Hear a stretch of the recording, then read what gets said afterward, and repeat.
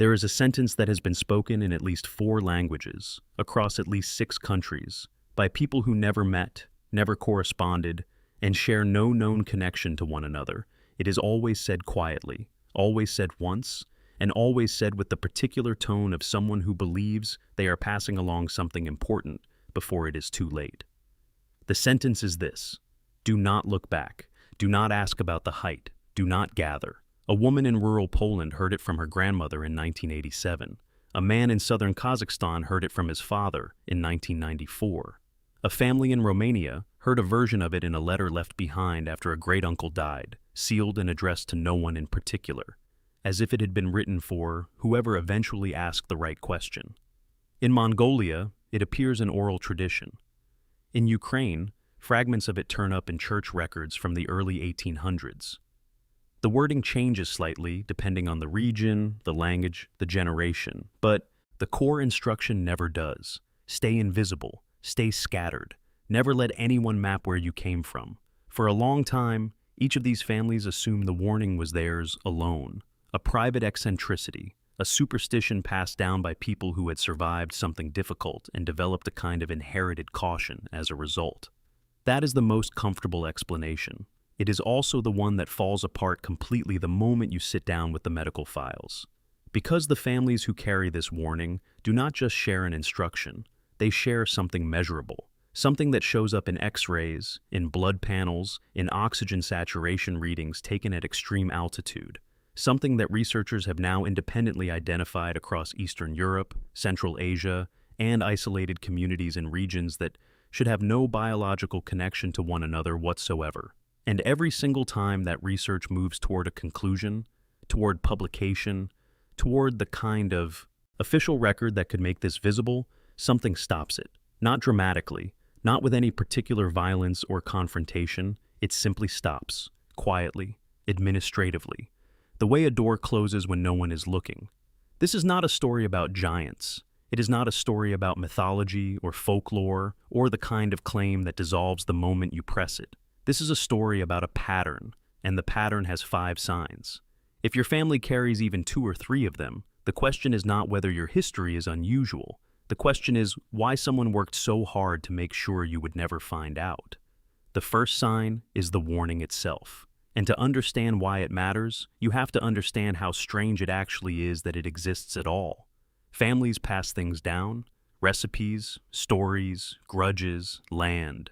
But warnings of this specific nature, warnings that are not about danger in the conventional sense, but about visibility, about not clustering, about not tracing names, about not asking why the men in your family are the height they are, that is not a normal inheritance. Normal family superstitions have origins you can point to. Someone was wronged, someone was afraid, someone had a bad experience with a specific institution or authority, and the fear calcified into family custom.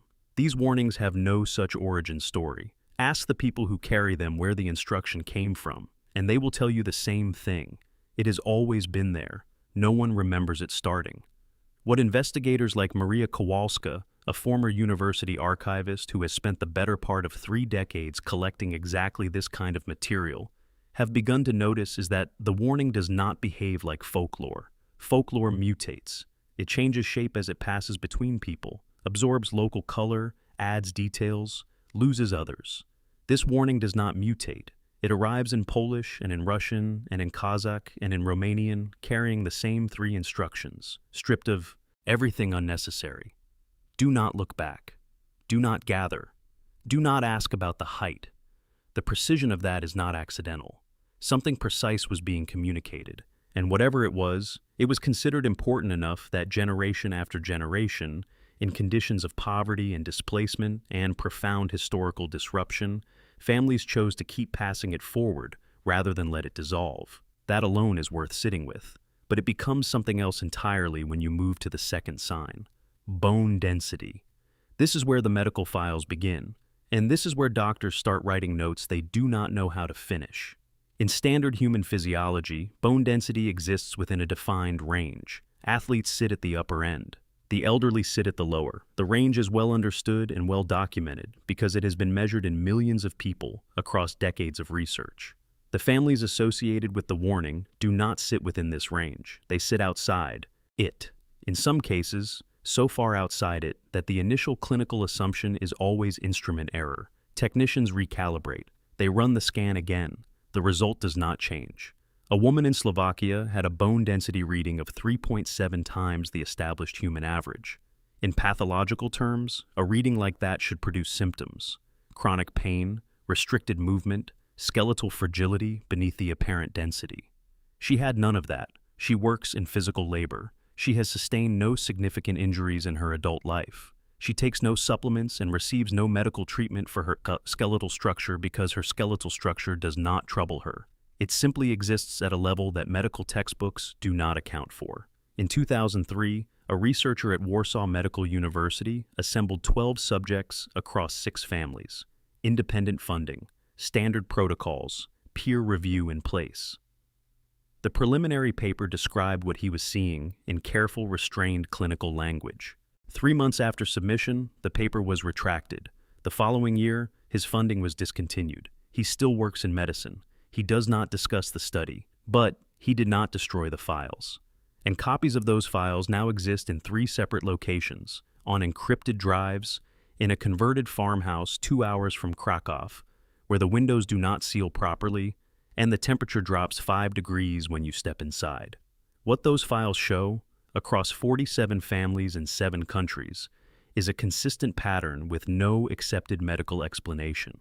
Bone density at multiples of the human baseline, present across generations, with no associated pathology, no symptoms, no degradation over time. The skeleton simply operates at a different standard, and it does not do this in isolation.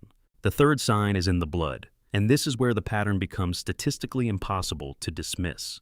A hematologist named Dr. Piotr Merk spent 15 years working in blood composition and genetic markers at a Warsaw research center. When he was sent samples from several of the families in question, double-blind, with no shared ancestry listed, no country of origin, no identifying information beyond the samples themselves, he found something he described in his notes as a stable variant, a protein sequence embedded within the hemoglobin structure. Not a mutation in the conventional sense, not a defect or an anomaly in the way medicine uses those words. A stable, functional variant that appeared in every single sample, regardless of geographic origin. Polish, Ukrainian, Kazakh, Turkish, Romanian, same sequence, same position within the hemoglobin structure, same functional behavior.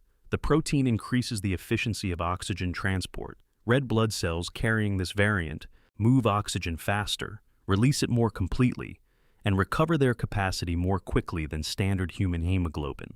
In practical terms, what this means is that the people carrying it do not respond to physical stress, altitude, or endurance demands the way normal human physiology would predict. At 4,200 meters above sea level, subjects performed at the equivalent of sea level capacity. No acclimatization period, no altitude sickness, no measurable decline. Athletes in these families consistently exceed what their training would suggest is possible and cannot explain why. Merck's research moved toward publication. Then it did not. The ethics committee raised questions about consent, about sourcing, about protocols that were, by every standard measure, completely standard. The funding disappeared. Merck resigned from the research center in 2006. He has given no interviews and made no public statements about what he found. He kept the data. Consider what this means for a moment. NB, identical protein variant, a variant with no established population of origin in any genetic database, appearing in families scattered across a geographic range spanning thousands of kilometers, in communities that under any conventional historical model should share no common ancestor within a time frame that would explain the consistency of the sequence. The statistical probability of this occurring through random mutation and independent convergent evolution is not small. It is not even inconveniently small. It is, by every model available, effectively zero, which means these families share a common origin, an origin that no existing reference group accounts for, an origin that the databases do not contain. The fourth sign is harder to measure because it does not show up in scans or in blood panels. It shows up in testimony, in family histories, in the consistent, independently reported sensory experiences of people who have no way of knowing that other families scattered across different countries and different languages are reporting the same things. There is a man in Romania who hears radio carrier waves. Not signals, not voices or music, but the wave itself, the underlying frequency of a transmission. He knows when he is within range of a tower before he can see it. The pitch shifts for him in a way he struggles to describe to people who do not experience it. Audiologists have tested his hearing. It falls within normal range by every standard measure, and yet the range, it appears, is not the complete picture of what he can detect. There is a woman who feels electrical fields. When she enters certain buildings, her skin registers something she describes as a texture in the air, a pressure that allows her to trace the path of wiring through walls without any instruments. Engineers have tested her. They have found no biological explanation. They have also not been able to disprove what she reports. An 81-year-old man named Josef, 203 centimeters, tall and carrying a cane he demonstrably does not need, describes hearing the earth. Before storms, before underground movement, before animals begin to shift their behavior in response to changes in pressure and resonance beneath the surface. He does not hear sounds in these moments. He describes frequencies as having texture. He describes resonance as having color. This is not metaphor. He is struggling to translate a sensory experience into a language that was built for a different one. These descriptions appear across every family in the archive. They are not identical in detail because sensory experience is not identical in detail, but they share a structural similarity that is very difficult to explain if you are trying to explain them as coincidence. What they consistently point toward is a sensory range that sits outside the documented human standard, not dramatically, not in ways that produce obvious impairment or obvious advantage in daily life. Just outside, just enough to be strange, just enough to make doctors write notes that do not reach conclusions. The fifth sign is perhaps the most arresting, because the fifth sign appears in children before they are old enough to have been taught anything. Pattern recognition is a well-understood cognitive function. Children develop it at predictable rates through exposure and learning. What teachers and researchers have consistently noted about children from these families, in school reports from Poland, from Kazakhstan, from Romania, from Ukraine, from 7 different countries with 7 different educational systems, is that the pattern recognition in question is not arriving through exposure. It is not being built through learning. It appears to already be there. Children drawing architectural structures they have never seen. Children intuitively understanding load distribution and acoustic behavior in enclosed spaces before they know what those words mean. A 7-year-old girl in Kazakhstan who built a Bao scale model of a stone complex with functional acoustic chambers and resonance corridors from nothing more than a verbal description her grandmother had passed along from her grandmother. The model was later compared to excavated sites in the region. The proportional accuracy was 87%. There is no educational explanation for that number. There is no developmental explanation. There is no framework in which a 7-year-old reconstructs ancient architectural mathematics from oral memory alone and achieves that result by accident. A boy in Poland became obsessed with room acoustics without any musical training or architectural exposure. He drew spaces with specific wall angles and specific spacing that a psychologist later recognized as the mathematical principles behind ancient amphitheater design. Sound focusing, resonance management, the kind of structural knowledge that professionals spend years acquiring. The boy arrived at it instinctively, as if he were remembering rather than discovering. Maria Kowalska, who has been collecting these cases for 3 decades, calls it embedded recognition, not intelligence, not learning, something older than both. Information that travels not in books or in formal instruction, but in whatever it is that these families pass forward through generations of biology. And here is where the 2 threads of this story, the warning and the biology, finally meet. Because the families that carry all 5 signs, the warning, the bone density, the blood variant, the sensory anomalies, and the structural cognition, are precisely the families that were most aggressively scattered. Imperial relocation orders from the early 1800s, Soviet dispersal programs in the mid-20th century, name changes, record fragmentation, communities dismantled and populations redistributed across distances large enough that no natural reconnection would be likely within a human lifetime. In the archive's records, a village near the Altai foothills lists 2,300 residents in 1823. Its population is noted for unusual stature, specialized stone labor, and building traditions that do not match regional styles. By 1847, the village does not exist in any administrative record, dismantled, relocated by imperial order, destination unspecified, no follow-up records. In 1967, Soviet archaeologists excavated the site. They found stone foundations of unusual scale, acoustic structures, load-bearing configurations with no regional parallel. The excavation was halted within months. Official explanation: unstable ground. No published findings followed. The photographs from that excavation now exist in a farmhouse outside Krakow, unlabeled, in a metal cabinet that has been locked since 2019, when a folder that was there one week was simply gone the next. This is how erasure actually works. Not with fire, not with announcements, with paperwork, with reclassification, with studies that are funded and then defunded, with departments that stop responding, with archives that develop gaps in the years that matter most. Violence is loud and leaves evidence. Administration is quiet and leaves nothing except absence. And absence, over enough generations, begins to look like there was never anything there to begin with. But some things survived. The biology survived because you cannot relocate a bloodline out of existence simply by relocating the people who carry it. The warnings survived because even people who do not know why they are passing something forward will pass it forward if it feels important enough. And the children keep arriving with knowledge they should not have, drawing rooms that have not been built in centuries, hearing frequencies that instruments confirm are real but cannot explain, carrying bones that X-ray technicians photograph twice because the first result seems like an error. Here is what the archive suggests, not what it proves, because the archive is careful about that distinction. It suggests that we are looking at the dispersed remnants of a population with a distinct biological profile, a population that was, at some point, concentrated enough to be noticed, and then deliberately made invisible through a combination of geographic dispersal, administrative erasure, and the cultural instruction passed down through generations in the form of 3 simple sentences. Do not look back. Do not gather.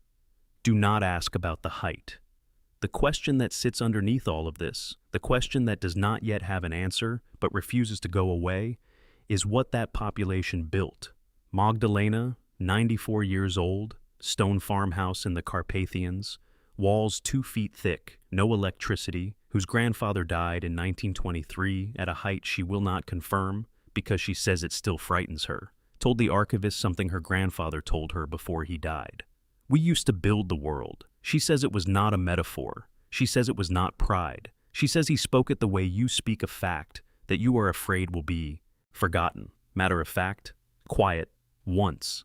Whether the structures associated with these families, the megalithic constructions that appear across a range too broad for any single empire or culture to account for, whether those are the legacy of this population or something adjacent to it or something else entirely, cannot yet be said with certainty.